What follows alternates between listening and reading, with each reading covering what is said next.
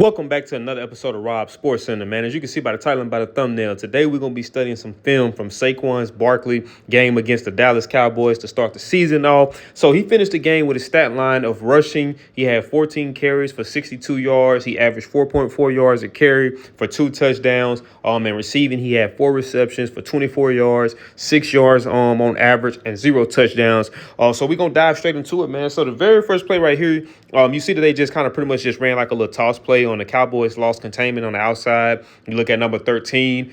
His goal should have been just, setting the edge and being outside containment to try to make Saquon maybe have to possibly bounce it up, bounce the run inside, or make him kind of have to really outrun you to try to get around, to try to get to the edge. He kind of just loses containment right here. They just get the pitch off to Saquon, and obviously Saquon do Saquon thing. The offensive line does a good job of just being able to get out there in front of him. Just look at number 51, man. I think that's the center, if I'm not mistaken. Look at him pulling from all the way over there and just being able to get downfield and get some additional blocks as well. And Saquon just does a good job right here, just being a maze runner and being able to just maximize on the yards gained. So right here, you just got a first down run. You got a 1st and 10. You got them in the shotgun formation. Saquon was right there to the left of Jalen Hurts. And they kind of were running, it looks like a RPO. Him just kind of reading, Jalen Hurts just kind of reading the end and see what he's going to do. If he, kind of crashes down and take Jalen Hurts, then obviously, he's going to hand the ball off to Saquon Barkley, which he handed the ball off to Saquon right here. It looked like it was just really kind of inside zone. You see a couple double team blocks there. And Saquon just does a good job at kind of just reading this play. You see once he get the ball, you see that the Cowboys kind of had pressure up the middle with number 18 even kind of. So he just was able to, just bounce that thing to the outside. And then like with Saquon, man, he's one of those guys that every time the ball touches his hand, you kind of hold your breath because you know that there's a potential for a big play. And he's real kind of like, what's the word I'm looking like, kind of twitchy. You know what I mean? It's like he's always kind of looking for an opportunity to, to really just blow the top off the defense. So right here, just look at the juke move that he comes in and he puts on the corner right here on the outside. I think that's Bland. He kind of sets him up as if he was going to go outside and then just kind of jump cut and bounce that thing back inside. And he kind of just left Bland just really just staring at air. Like, watch him. He kind of just left him staring at air. And then obviously, man, his explosiveness and his acceleration, man, to be able to just make this move right here and just look at the acceleration right there. You know what I mean? You look at he's protecting the ball. Obviously, one of the things is ball security, especially as a running back. Ball security equals job security. Turnovers is a very important margin to be looked at whenever it comes down to games won and lost, and especially when you got a guy that holds onto the ball as much or that has the ball as much as the running back. You want a guy who can make sure that he's protecting that ball. He does a good job at that, keeping that thing high and tight, and then just lowering his pad level upon contact to secure the ball and kind of just push through for some additional hard yards. So right here, these are the type of plays that make Saquon so great. You know what I mean? Like, obviously, when you look at a lot of the plays that you see him make, a lot of it leads to just phenomenal blocking up front that allows him to get to the next level to be able to create on his own. But these plays right here just showcases that even when those things don't take place in terms of the blocking up front, he's still able to kind of what I call turn water into wine. So right here, you see that you got Philadelphia, it's just a 1st and 10. You got them lined up in a pistol formation, Saquon Barkley directly behind Jalen Hurts. You look at one of the interior linemen, it looked like they pulled the left tackle to try to get a guy out front, another guy at the point of attack to trying to kind of create some running lanes for Saquon Barkley. But the interior lineman was able to eat up right here, right next to the edge on the left side.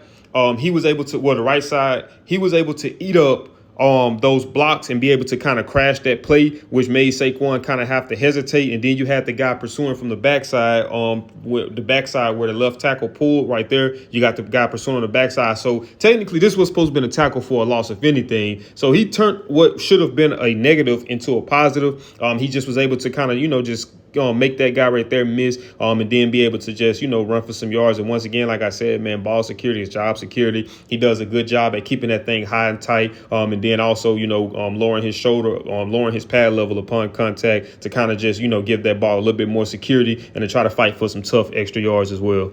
So one of the things I love about Saquon, I'm big on versatility. I'm big on being able to do a multitude of things. And then obviously right here, you see that, he can contribute in the pass game as well. Now, granted, Saquon is much more than just a check down guy or much more than a screen guy. He can do a multitude of different things, but obviously in certain situations, man, sometimes you just want to try to get him out in space, get the ball to him, and make him make guys miss, just like how he did right here. And a big thing that a key component to a lot of like some of the top tier defenses, if you look at them throughout the years, one of the key components is being able to make open field tackles, right? So if he comes downhill and make this tackle, then that's a minimal gain. He missed the tackle. Now Saquon is able to get some time, have some time to run after the play. And then obviously, with Saquon has a good balance at knowing, okay, when it's time to be finesse and when it's time to power through. So obviously you see him being able to finesse with the initial guy, just being able to kind of just make him miss. And then you see right here, once again, like I said, man, just lowering that shoulder upon contact and just trying to fight for some extra hard yards. All right, so right here, once again, man, you see the versatility. So you got a red zone possession. You know my thing on red zone. I always talk about, and I always want to stress the importance of the red zone, because just like the categories for penalties, turnovers, what's another one? That's another one.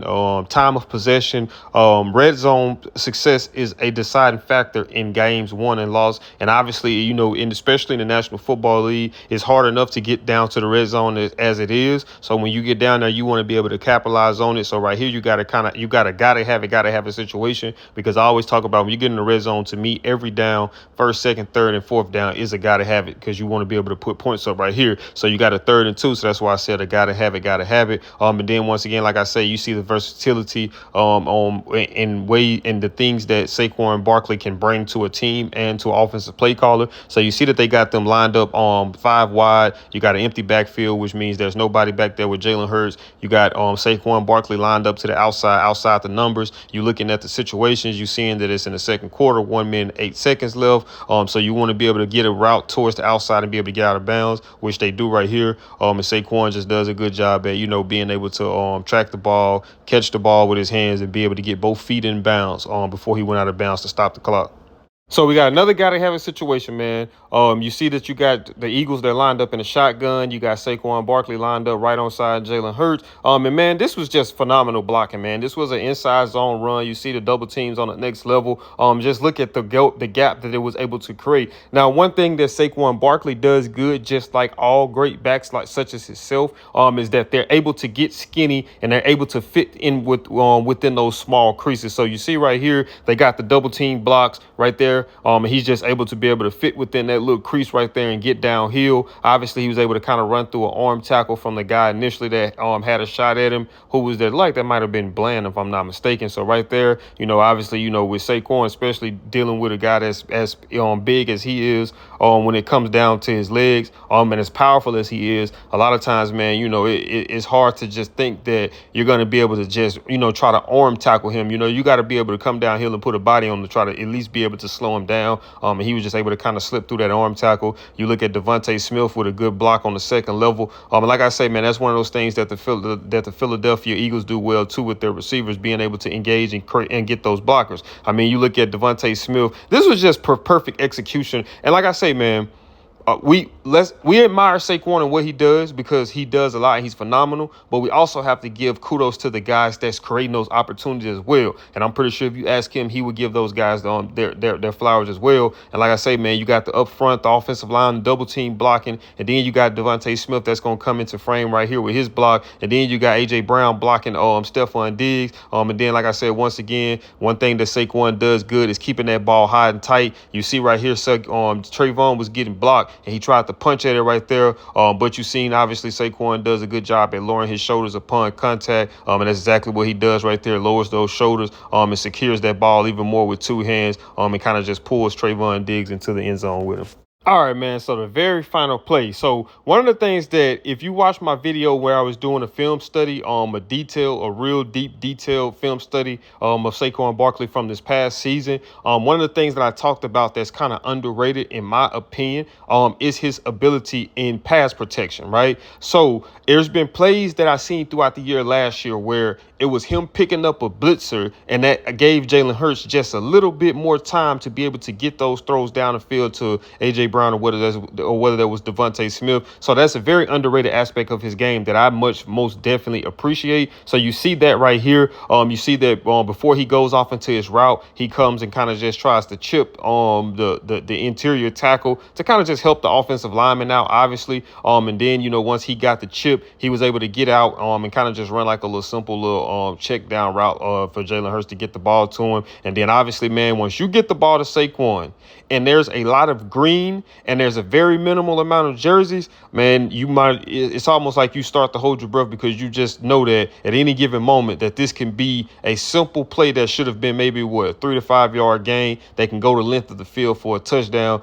So he does a good job at being able to secure this catch with one hand. Obviously, you got to have pretty good hand-eye coordination and ball skills to be able to do that. And he gets the ball in space and he just does Saquon things. The first guy that got to him, he hit him with one of them Derrick Henry stiff arms. He just stiff arms him, throws him directly into the turf. And then, obviously, once again, he see that he got a guy coming downhill, and he knows that it's time to become a downhill runner. He got the ball hot and tight, got the ball protected, and he just dropped that pump he drops his pad level right here, boom, and just runs through the tackle to try to maximize on the yards gain, man. So I love to see that from running backs, the ones that can, obviously we like to see the elusiveness. We like to see the making guys miss. But in certain situations, especially when you get down to the red zone, you want to see a guy that can, bite down on that mouthpiece, lower that pad level and just run through some guys. So like I say, man, Saquon is the most complete back that you can think of, man, in just all that he brings to the game. You know what I mean? Just being able to contribute in a run game, the pass game, being able to contribute in pass protection and things of that nature, man. That's what makes this guy so phenomenal. And, it's a pretty interesting game to start the season off.